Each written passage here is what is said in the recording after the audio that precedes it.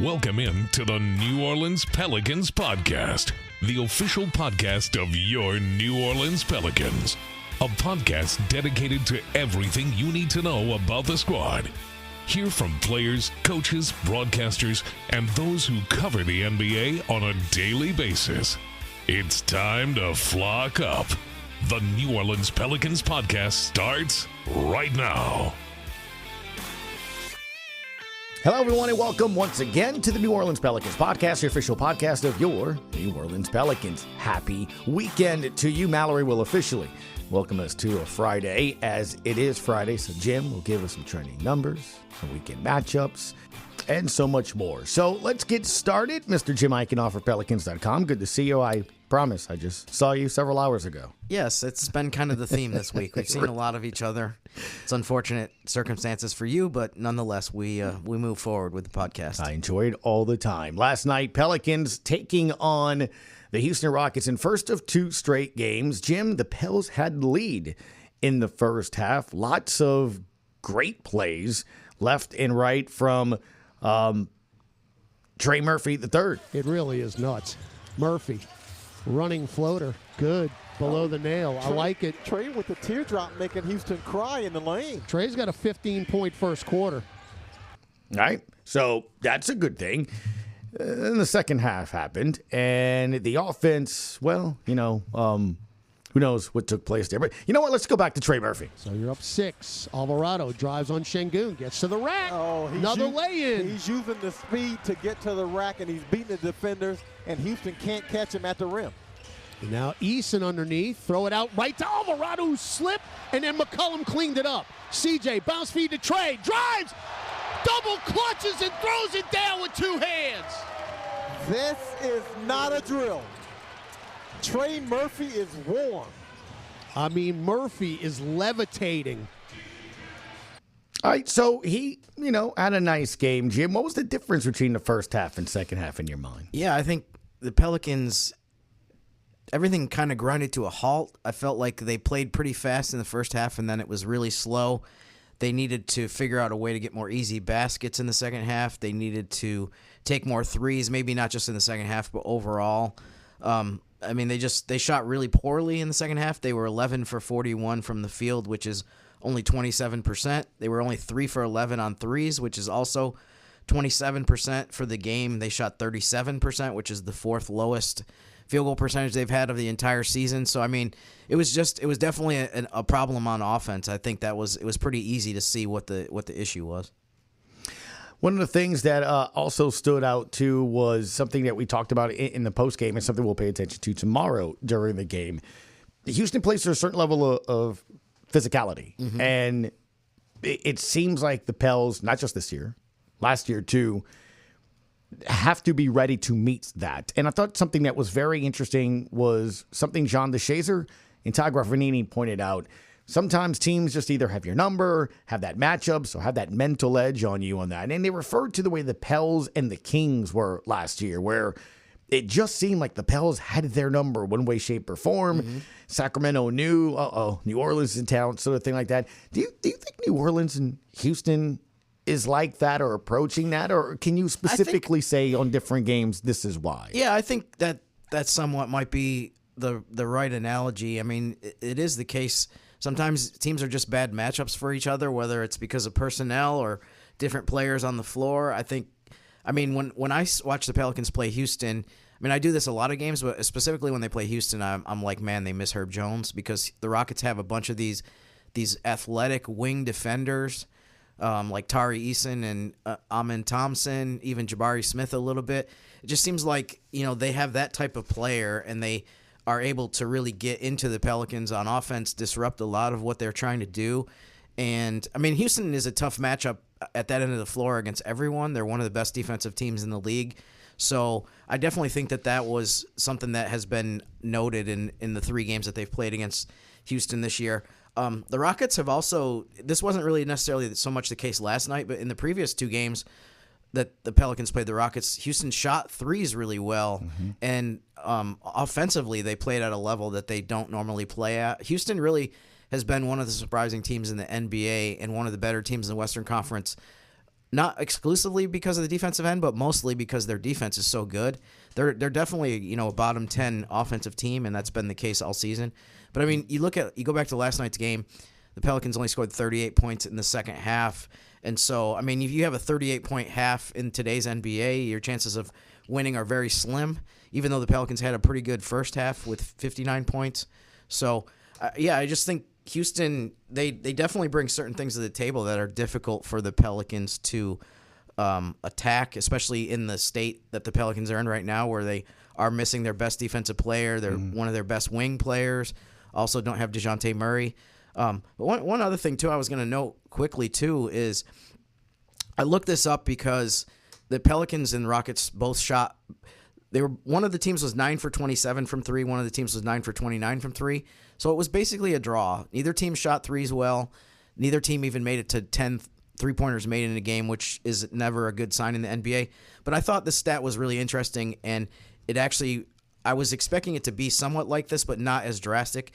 So this season, when the Pelicans have made single-digit 3-pointers, they're 1-14. So I looked up Houston's because I thought, I'm sure their record is better because of their defense, but Houston's actually 9-5 when they make single-digit threes this season. So, I mean, it just shows you how much of a difference the defense makes, that they can afford to have games where they don't make a lot of threes and they don't shoot jumpers well and still win, whereas the Pelicans throughout the season, if they don't make 10 threes, at least 10 threes in a game, they've only won once the entire season out of 15 times when that happens. So that kind of illustrates a little bit of the difference of Rockets are a top-tier elite defensive team, and the Pelicans have been trying to fight their way out of being in the bottom tier all season at the defensive end.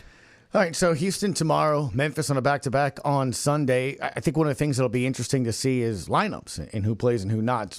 Obviously, we know Zion's not doing back-to-backs. I don't know if other players may not be doing it or not. CJ sat out the second game of the back-to-back in Phoenix, even though that obviously was in the same venue both nights. So, I guess we'll have to find out. I think we'll find out Sunday afternoon when the injury report comes out before 1 p.m. But, it will be interesting to see how they handle that. Yeah, looking forward to see how that comes up. And then, of course, the team will have a couple of home games here. Orlando's that game that got changed and moved around because of the snow day that I'm so fondly remembering. I don't know if you really cared for it. It is what it was. Yep. So we'll see what takes place here as we now have 19 games remaining on the season. We got a fun little treat for you here coming up next segment. Los Amigos, as I like to call them. Spanish Radio will be doing the remaining home games on broadcasting the games. And we had a chance to catch up with two of the three gentlemen that will be doing it. Mario Jerez, whose name should be familiar, does Saints games, LSU games, high school games, worked for us for a while before he got big time, sir. And then Juan Ramos is going to be a part of that here as well. It's always interesting to see the growth of the game, Jim, and we know how big the game has gotten globally. I used to say this on my talk show all the time. I love Drew Brees. Drew Brees is loved in New Orleans. Right. Drew Brees shows up to Atlanta or Carolina, Tampa in the division, or New England. There's not a lot of love. And it's not that they don't care for him. It's just not what it is. It's very regional, right? You love your stars that way. In the NBA, if you're a superstar, you're a star.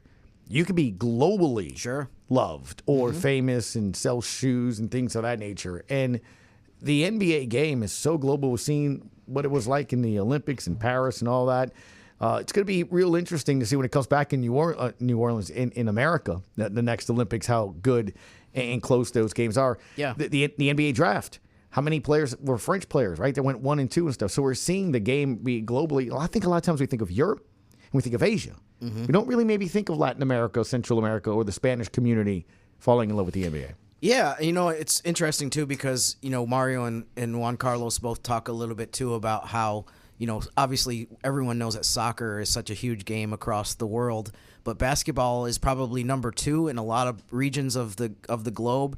And, football and baseball are really very much American traditions, American sports, American games. And although their growth is growing, I think in certain places, it seems like football's growing in Europe a little bit incrementally over time, and as they play more games there and they grow their fan base. But I don't think it compares to basketball. Basketball is definitely a universal game across the world. So, and there's more players from South America and Latin America that have come into the NBA. I know, for example, South America with Argentina, they've had some really good players, and Manu Ginobili, obviously a Hall of Famer.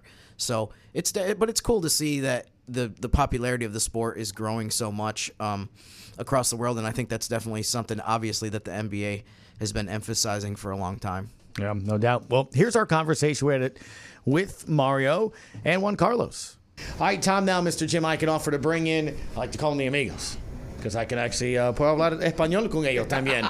Puedo ser Juan Carlos Ramos, y, of course, Mario Jerez. How you doing, sir? Buenísimos días, Gus. Doing well. ¿Y usted? Estoy bien. Podemos hablar de Jim Eichenhofer y él no puede entender qué estamos diciendo. ¿Cómo estamos, Juan Carlos? Todo muy bien, todo siempre nice, very good. Thank you. Okay, Jim, we basically just talked about you and your entire family and everything. See, I took 6 years of Spanish, Gus. Okay. See, you didn't know that about me. I did not. I actually did not miss anything that you guys just said. So. Nice, perfect. So I think Jim's picked up like a little bit of Spanish the last 2 or 3 years being next to us as well. Right. That's true. That's true. That is very true. Well, first off, guys, it's great to see you as we're recording this right before the Pelicans take on the Rockets, and that is because for 10 games this season, final 10 home games this season, Spanish Radio will be live broadcasting Pelicans basketball. Mario, we'll start with you and go to Juan Carlos. How big is it again to be back on the airwaves? Getting people that speak Spanish, man, the ability to know what Pels basketball is all about. Oh, it's awesome, man. We've been on the air sporadically in Spanish throughout the years, but this is now year 3 with this crew, with me, Juan Carlos, and Don Victor Quiñones, who's going to join us on the broadcast. And it's been cool. The audience has really embraced the team, embraced the franchise. We know things haven't really gone our way this season, but hopefully they're going to get better. And in the meantime, we're going to do our best to bring these games to life for the Latin American audience. Juan Carlos? Same, this is awesome just to be part of the Pelicans, and the Hispanic community love basketball, trust me. We get people from every country, and you see it here before, you see the flags from Brazil, Spain, Colombia, that they come to the arena and join the basketball. And we love, our community loves it, enjoy it, and we just want to be a big part.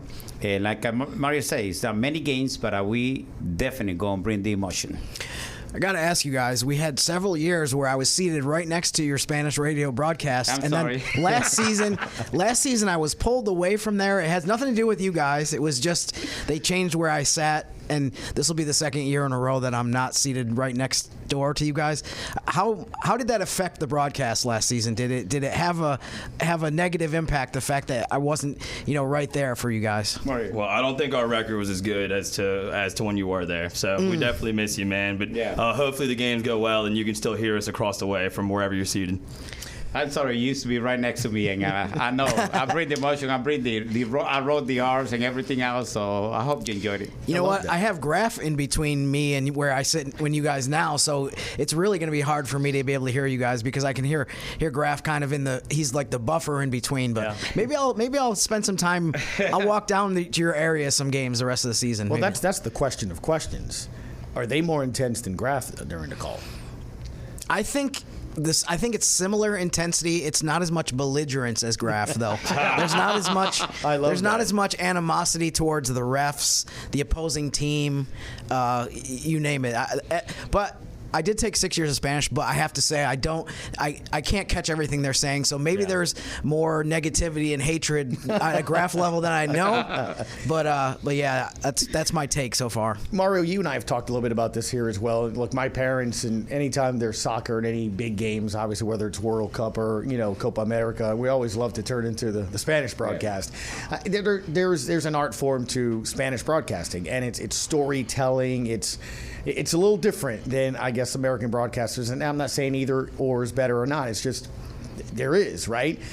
And I know you call Saints games and LSU games and things of that nature, high school football. How does basketball, I guess, equate to that style of play calling? It's different, but basketball is kind of a lot more like soccer, which is the prominent sport in Latin America. Yeah, and it's a little different because for the Saints, I'll do the play-by-play, and the man to my left does color. But for the Pelicans games, he does the play-by-play, and I'll do the color. And he'll attest to it, man. It's really fast-paced, especially in the NBA. Obviously, these are the best of the best in the world out there. And, in that way, Latin Americans really love consuming basketball, and they love consuming it on the radio. I'll give him a lot of credit. It's a lot of words and not a lot of time, but it's a lot of fun in our native language.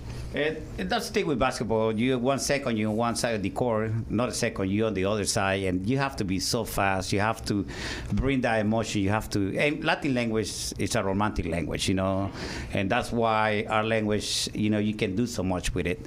And that's why soccer is so popular, because we got good broadcasters. We do a segment with our radio broadcasters every couple weeks during the season on the podcast. I wanted to bring you guys into this and have a Spanish radio roundtable. So we have a few questions for you that we wanted to ask. I guess first thing is, obviously with the amount of games that are left and the home games that you guys are going to be broadcasting, what is the home game or games that you're most looking forward to? I guess, Mario, we can start with you. I'm really looking forward to Oklahoma City coming here. I believe it's the last game of the season. It is, yep. They've been kind of a boogaboo for the Pelicans, obviously the last 2 or 3 seasons, so I think there's a rivalry brewing there, and those guys have been the best in the conference this year. Honestly, I don't think they get talked about enough, and that's going to be a lot of fun, 2 young teams matching up in the Smoothie King Center, so that's the game I'm looking forward to the most. Same. I always like the Lakers and Pelicans. Those games are intense, but Oklahoma, just the fact that we were there, that was the only reason. They have a franchise in Oklahoma. I love the bite that we have during those games. Yeah, I'm surprised neither of you guys said Golden State, but that's cool. Yeah, they're getting towards the end, man. Not as entertaining without the Splash Brothers and just more Draymond Green in your face. I could do with a little less of that. Is there a favorite moment from some of your past broadcasts that kind of stand out to you guys, Mario? We've had a ton, man. Like I said, this is our 3rd year, but last year they had a game against the Clippers towards the end of the season in March. Zion had like 34 points. He had a buzzer beater towards the end of the 3rd quarter, and that was a big win, man. They were going tat for tat with Harden and Kawhi Leonard and those guys, so that was a lot of fun. And I hate to contribute to all the kissing of the bubble ring that's going on with the Lakers right now. They're getting talked about a lot. I hear you guys having some fun with that. But broadcasting the game with LeBron James in it last year was pretty cool, man. Yeah. That was a prominent figure in my childhood. So to get the broadcast games with him in it is pretty cool. So those are some of my favorite memories. I have to go with Trey Murphy last year. Came back that game after he missed like 5 games, and man, he was just scoring those 3. Like, the arena was on fire that night. I was like, tres.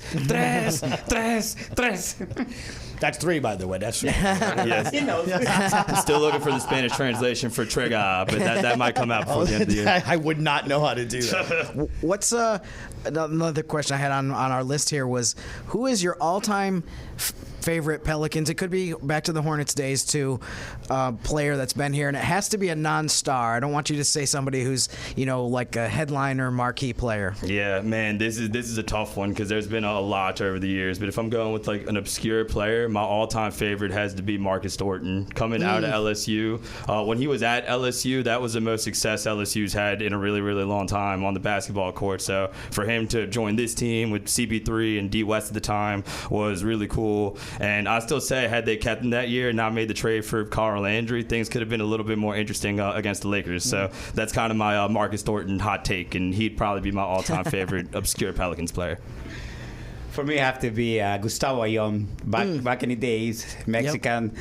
Yep. I took him shopping. He barely fit on my car. You took him shopping? Oh, we got to hear more about this. I took him shopping for a car. So he actually was looking for a car. He asked for a ride, and we took him with the other guy, Emilio. And he was such a nice guy. So and we had a good time. And he just came from Spain, Gustavo Ayón. That's great. Yeah. Wow. By the way, one of my favorite non-stars, former New Orleans players was Carl Landry. So just coincidentally, but fair enough. But I understand. I understand your point. Shout out to Gennaro Pargo as well. He was really good off the bench back in the day. Gennaro Pargo, man, he was a fan favorite for sure, no doubt. Is there a Spanish term that you guys just love either? I don't know. I guess for you, Juan Carlos, is tres. 3, so many 3s. I just love to call those 3s. You know, that it's just giving a different bite. But it's just different terms in basketball that we use, and the Spanish people understand. You know, but like I say, the dynamic is different every game. You know.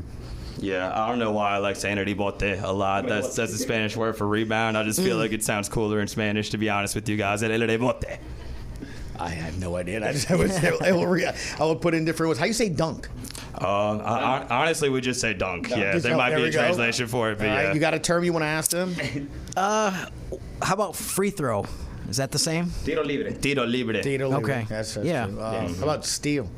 Robo. Yeah, Robo. el robo. Oh, I like that. I like that. Rolando. All right. Yeah, we I were like talking to Carlo Makovic, and he was telling us a lot of the terms that he are all he just uses American terms for everything instead of Croatian. So Yeah, I mean, our audience consumes a lot of basketball in English, so sometimes it's not really worth doing like a literal translation. You'll hear a lot of like Spanglish on the broadcast. yeah. All right, well, no, you're hip, Mario. Not to say you're not, Juan Carlos, but our conductor is behind you, Chris Moran. He loves hitting the anthem on our broadcast on our win. How do you hit the anthem in Spanish? Man, I think we're still kind of working on that. Okay. But All right. I always say "Viva los Pelicanos" at the end of the broadcast, like I say "Who dat" at the end of the Saints. So I love that. Viva los Pelicanos. we'll go with that for now. Shout out to Chris. Go Southern Miss. Juan Carlos, tell us how we can listen to the broadcast, man. Everyone say, La Noche de los Pelícanos ha llegado. It's el Dinayo Pelicans. Remember the shirt the NBA has, La Yeah. Noche de los Pelícanos?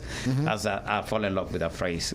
I love it. How can Mario people listen every night? that you gave us there? 105.7 FM, 105.7 FM. You can listen on our website, tropical1057.com. And I believe you can listen to us through the Pelicans app as well. If not, you will be able to soon. So check us out, man. If you want to check out the game in Spanish, get a little bit of that Latin flair, tune into us. And Baton Rouge 94.7 as well, so we're in both markets. I love it. Juan Carlos Ramos. And I want you guys to verify before we go how high I was able to count to in Spanish to the audience. Got to 13, huh? Oh, 13. No, After that, I needed some 14, help. right? I think it might have been 14. Yeah, 14 or 15. Either way, good job, I- man. Thank you, man. I appreciate You'll keep it. picking up more and more, man. My Spanish teacher back in New York would be, I think proud, maybe a little I don't know. I took it a lot of years, so I did my best, though. We're definitely going to 40 next year. Oh, 40. Whoa, we would just set you a new bar for that, man. I love it. Juan Carlos Ramos. Thank you. And Mario Jerez, thank you so much. And we'll be seeing you shortly. Appreciate y'all. Y'all do a great job on the air. Appreciate you guys very much. I appreciate you guys. Thank you so much. Thank you. Gracias.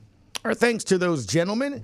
And look, I got to be honest, very impressed with the way you could count numbers, man. It's very impressed. I love that. I mean, I'm kind of thinking, look, we already have a lot of different segments on Monday, Wednesday, and Friday. How about next year we throw in something Spanish? I don't know. I'm just laughing because I'm just thinking about how it sounds that you're complimenting me on that I can count. But you have 6 years, though. I mean, like legit, you have 6 years You're of right. Spanish. Although my wife says, famously, she took 4 years, high school, 4 years in college. Mm-hmm. She still can't understand, really. Yeah. My mom... Yeah. I'm half Spanish, half Italian. We speak very fluent Spanish in my house. And she's like, huh? And I'm like, how do you not know what we're talking about? Yeah, Very interesting. I think I need to slow down. You know how they have the thing where you can slow it down to like half Yeah, speed? that I think is I can true. understand things a lot better when it's at that level. But yeah, if somebody's talking quickly, it's And look, rough. It goes there over are my certain head. countries and certain they speak faster than others. And I sometimes like, otra vez? Once Yeah. again, you know, Yep. what did you say? Maybe next year we'll do like in fuego, you know, somebody that's really hot during the week or something. Okay. And look, we always aim to please and add more things and content to it. But you know what? Can you tell? Can you tell in our voices? It's Friday. TGI Jim, it's Friday, which means Mr. Eichenhofer has a pair of things for us. Trending numbers and weekend showdown. What are we starting with, Jim? Let's start with the trending number. And I thought this was pretty interesting because it's very specific to this weekend of the two teams that the Pelicans play. The trending number is 1. And that number represents, so in the entire time that New Orleans has played in the Southwest Division with Houston, who they're going to play on Saturday, Memphis, who they're going to play on Sunday, there's only been one time where either the Grizzlies or the Rockets have swept the Pelicans in a season series. So in the 2015-16 season, the Memphis Grizzlies swept the Pelicans 4-0. In the final game of that series, just coincidentally, or by the way, Drew Holiday was Pelicans' leading scorer with 34 points. Lance Stevenson led the Grizzlies with 33 points in a game that Mike Conley and Zach Randolph did not play in. But think about that for a second, Gus. So these teams all joined the Southwest Division, which was created in 2004, 2005, which is actually predates my time here. That's how long ago that was. and the only one time has either the Grizzlies or the Rockets swept the Pelicans 4-0 in a season series. That was the 15-16 season that I mentioned. So both of these teams have a chance to sweep the Pelicans this weekend 4-0. So the goal for New Orleans should be to prevent Houston from getting its first ever 4-0 sweep against New Orleans in a season series and keeping the Grizzlies from being only the second time ever that Memphis has done that. So just a little interesting thing about the season series. It's unfortunate that the Pelicans are down 3-0 in both season series against those two teams, but they have a chance this weekend to at least get one victory against these division rivals. As far as the weekend showdown goes, Sunday at 12 o'clock on ABC, a game I think a lot of people across the NBA are going to be watching, is Denver at Oklahoma City. And this is a pretty easy pick for weekend showdown because we're talking about the two biggest MVP candidates between SGA and Jokic. So I think a lot of eyeballs will be on that one. It's a really fun matchup. They also play Monday night as well, so they're playing a baseball series against the best team, with the best team in the West against the third best team. Right now, Denver is a half game behind the Lakers for second place in the West, so that makes it another important game for the Nuggets in that race for home court advantage. And so that's the weekend showdown. Last thing, Gus, I mentioned a couple weeks ago that I wanted to start doing a good dude of the week. This isn't necessarily a good dude of the week, but it's kind of a good moment of the week, and it's also related to NBA players with fans. I don't know if you saw this. The other day, Denver had a home game where there was a fan from Korea who had a sign up that said, "I traveled 6,000 miles to see Russell Westbrook play." Did he play? He did play. Okay. And that's a good question to ask. That's a good question to ask. Yeah.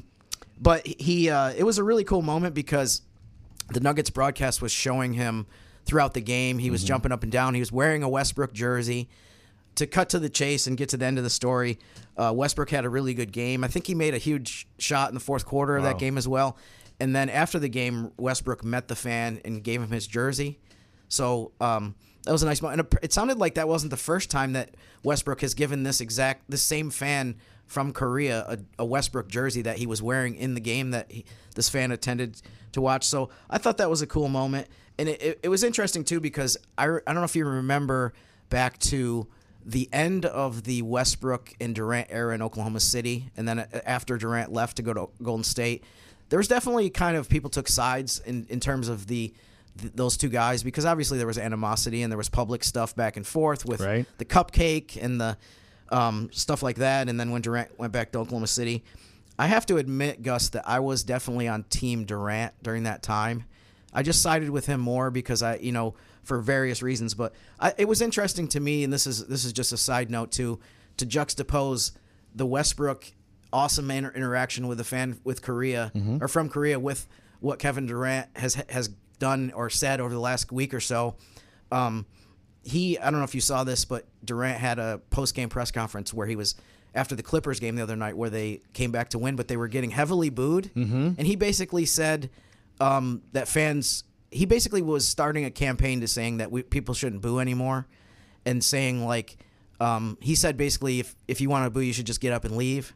I don't think that's going to make it into the NBA marketing campaign. I don't think they're going to promote that, telling fans you should just get out of it. If you don't like it, just leave. So it was interesting to see that those two things happened. But also too, by the way, too, I don't know if anyone noticed this, and I didn't even realize this until I was randomly looking up something about Karlo Mekovic. You remember the game where Durant threw a punch at Karlo in the middle of the paint, and they showed it on the TV broadcast? He was actually retroactively given a flagrant foul penalty 1 for that play. So the NBA went back and looked at the tape and gave him a flagrant foul. Doesn't really help the Pelicans very much. It's not like they're going to give them 2 free throws for a game that happened last week. But just an interesting side note that it was amazing to me that went under the radar so much that I didn't even hear about it. As someone who obviously covers the Pelicans every game, I just found out about it like a day or two ago. So anyways, not a great week for Kevin Durant. Not a lot of fun with Karlo Mekovic in the lane. And so there you go. I got to ask. Have you ever had a burner account? No. Okay. I wouldn't. Would you ever consider? I don't think I would admit it if I did, though. That's very true. But very true. No, I've never had a burner. If you had a burner account, do you have a handle, mind, and name?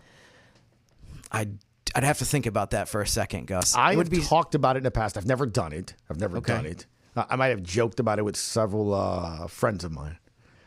Masked who dat, masked Pelican. Open it up to whoever wants to, it could be one of those free open spaces to be able to post whatever it is you want to post. I haven't had it. I'd be dangerous with a burner account. I couldn't do it. Do you think you would have telltale tweets, though, that it could be traced? I'd try not to. Sounds like an Eichenhofer tweet. I probably would, yeah. I probably wouldn't be able to help myself. Here's what, I don't tweet enough. I don't Instagram enough. I probably need to get on social media more. I don't. So is this a Durant take that we're giving here? Yeah, no, that's what I'm saying. I mean, he's famously known for having burners. Yep. So yeah, so I don't. I guess you have the time being on a bus or on a plane. I don't have the time. Do you have the time for a burner account? No, I mean I could make time if I really wanted to, but no, I think I'll stay away from that just for the fact that Jim has the Jack Nicholson sort of eyebrow, puzzling yet quizzical. Yeah, this seems interesting. Look about it. You know what? It sounds like a lot of fun. It really does. It would to just fire it all. Torch people all the time and just go after people that you really want to just criticize, but you can't have it. You can't do it because you need to be anonymous to do so. Yeah, it sounds like a lot of fun. It sounds like a real hobby and fun pastime. But if you'd like to suggest some Twitter account handles for Jim's burner account, come by tomorrow to Mid-City Yacht Club. We will have the watch party. We'll have fun. 6 o'clock is your tip time, so 5:30 pregame. We'll get there, a little bit before that to have fun. So come on out, hang out. Missing the crew there do a fantastic job. It's always probably one of my favorite places. I love all the places we go, but they love their Pelicans basketball. Win or lose, they will be there to cheer them on. We have goodies, got good merch, things that maybe you missed during the season and stuff. So come on out and have a good time. And then, of course, on Sunday, we got the Grizzlies. So on Monday, we got 2 games to talk about. In the meantime, have a great weekend. Jim, thank you. Thanks, Gus. All right, we'll talk to you again next time on the New Orleans Pelicans Podcast. Thanks for listening to the New Orleans Pelicans Podcast.